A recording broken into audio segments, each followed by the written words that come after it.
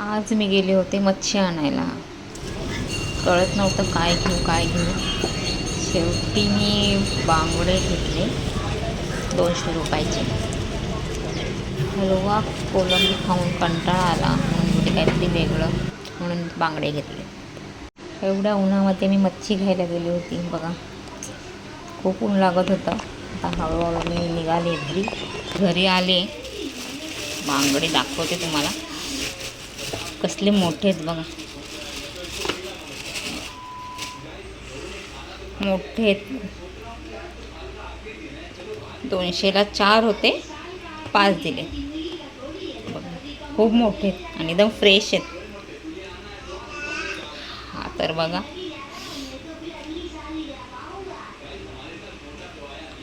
बांगडे मी मस्त कापून घेतलेत आणि स्वच्छ धुवून पण घेतलेत. आणि हे डोकी पण बाजूला काढलेत रश्श्यासाठी. कढीपत्ता, टॉमॅटो आणि लसूण पण घेतले. आता मी रस्सा फोडणीला घालते.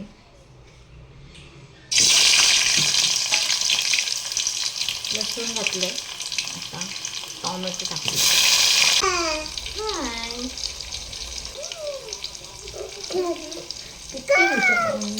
चाऊ, मच्छीला चाऊ बोलतो. यामध्ये आता मी घातलंय हळद, मीठ, मसाला आणि वाटण घातलंय.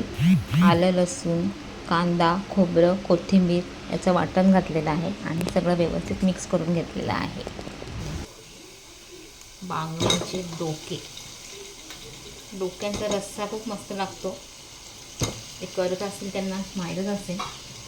ह्यामध्ये आता मी लिंबू, हळद, मीठ, मसाला व्यवस्थित टाकलेला आहे आणि आता मी व्यवस्थित त्याला लावून घेते मसाला.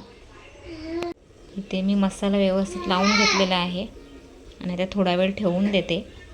नंतर जेवताना गरम गरम फ्राय करते. बांगड्याचा रस्सा बनवून झालेला आहे. रस्सा केला आहे.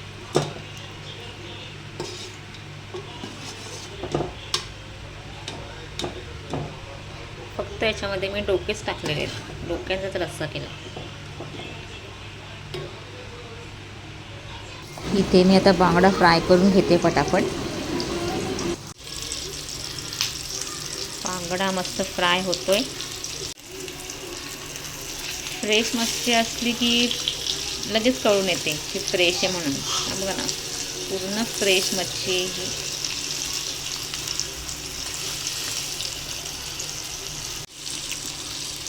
झालेला आहे बांगडा फ्राय. कसं दिसतंय आता तुम्हाला मी खाऊन पण सांगते कसा झालाय.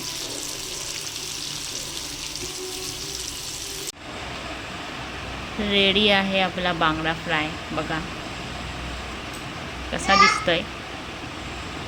मस्त ना, खायला पण तेवढाच मस्त असणार आहे. आता मी टेस्ट करून सांगते कसं झालं. गरम आहे.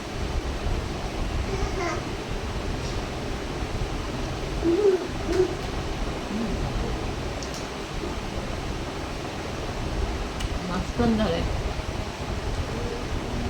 तुम्हाला कशी वाटली माझी रेसिपी ते नक्की कमेंट करून सांगा.